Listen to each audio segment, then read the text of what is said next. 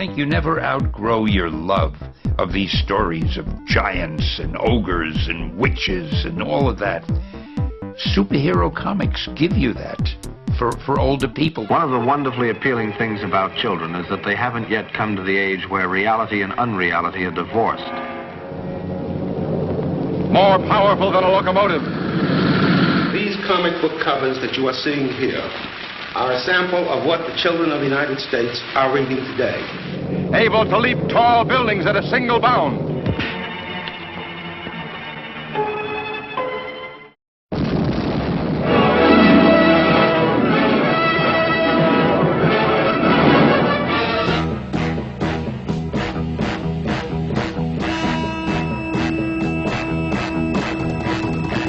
America throws its mighty shield. Here comes the Spider-Man. 2 million copies of these comic books are pouring off the presses every single month.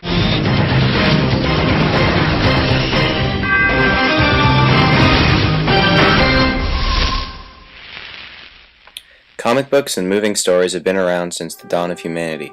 Sequential stories have highlighted the victories of men, depicted the gods, brought political change, and been the idols for generations. Cave drawings were the first evidence of drawn stories. The style and calligraphy progressed to a new art in Egyptian culture, serving as their written language, depicting the greatness of emperors, personifying their burial rituals. Hieroglyphs in Egyptian art gave way to the phylacter, found in ancient tapestries and art forms, which gave way to the speech balloon.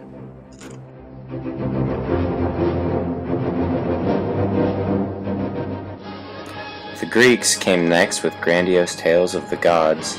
Their oral traditions were immortalized in pot art, paintings, and sculptural narratives.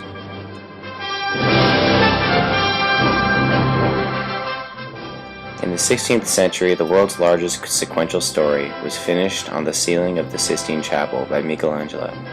This painting told stories of the Bible depicting life, creation, and heaven. Political cartoons first debuted with British cartoonist George Cruikshank's depictions of the American Rebellion. His work paved the way for first published American comic by Ben Franklin, entitled Join or Die. Publishing works in newspapers became very popular in America, giving way to such stories as Old Buck and the Yellow Kid in 1897, the first continuously published comic stories.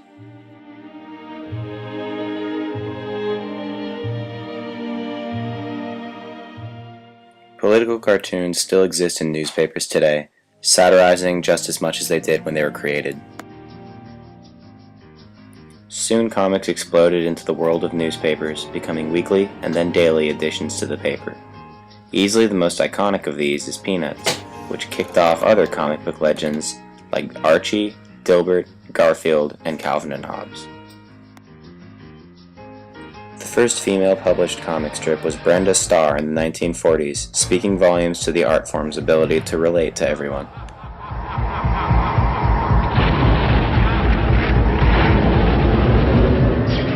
By the 50s, comic strip humor had become a staple, with the American humor magazine, Mad.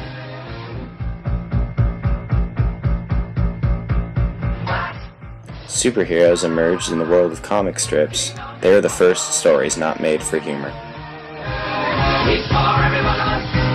Stand for every one of us. He's saving the body and every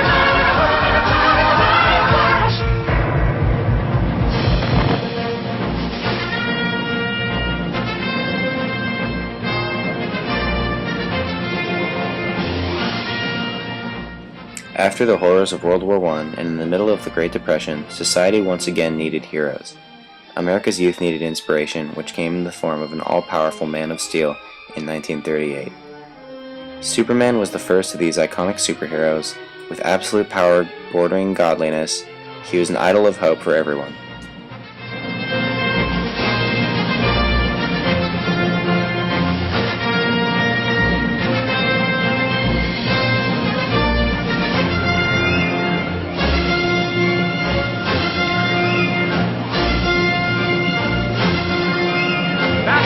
Robin, dynamic duo against crime and corruption, whose real identity is millionaire philanthropist Bruce Wayne. and his young ward Dick Grayson are known only to Alfred, the faithful butler. Ever alert, they respond swiftly to a signal from the police, and moments later, from the secret bat cave deep beneath Wayne Manor, they roar out to protect life, limb, and property as Batman and Robin, Cape Crime Fighters. Batman and Robin, scourge of Gotham City's kooky criminals. The Joker, clown prince of crime. The Penguin, pudgy purveyor of perfidy. And the cool, cruel Mr. Freeze.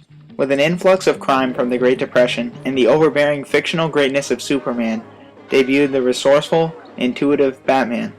Unlike his predecessor, Batman had no inhuman powers, but rather represented justice with his brilliance and strength. With so many idols for males, Wonder Woman emerged as a strong heroine to guide the girls of America.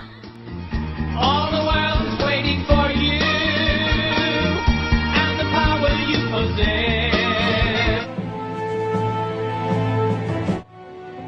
Debuting in the heart of the Cold War, amidst other global conflicts, the Justice League became the premier example of using force to create peaceful resolutions and using the powers of good to unite the world. The ultimate United Nations.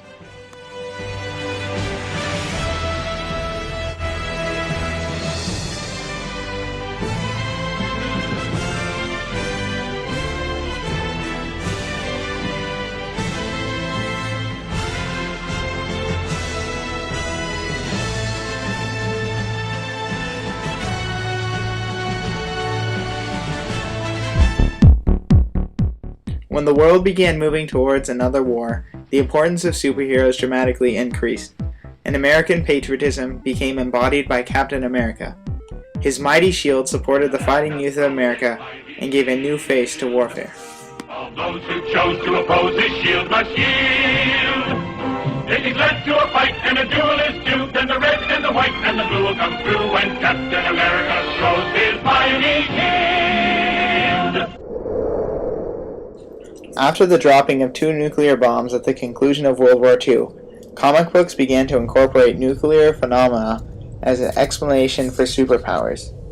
2 prime examples are Spider-Man, who was bitten by a radioactive spider, and the Hulk, that was involved in a nuclear accident. Nuclear diplomacy remained a theme in comic books, generally serving as the major crisis.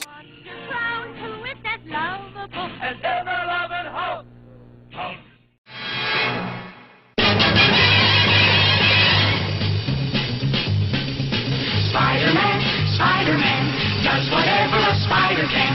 Spins a web any size, catches seeds just like flies. Look out, here comes the Spider-Man. Is he strong? Listen, bud, he's got radioactive blood.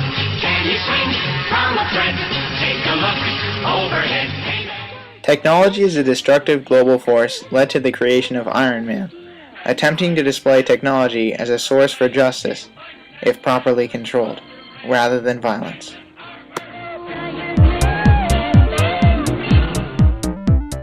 Graphic novels began to receive more recognition when in 1986 both Watchmen and Mouse were recognized in the top 10 works of literature of the year.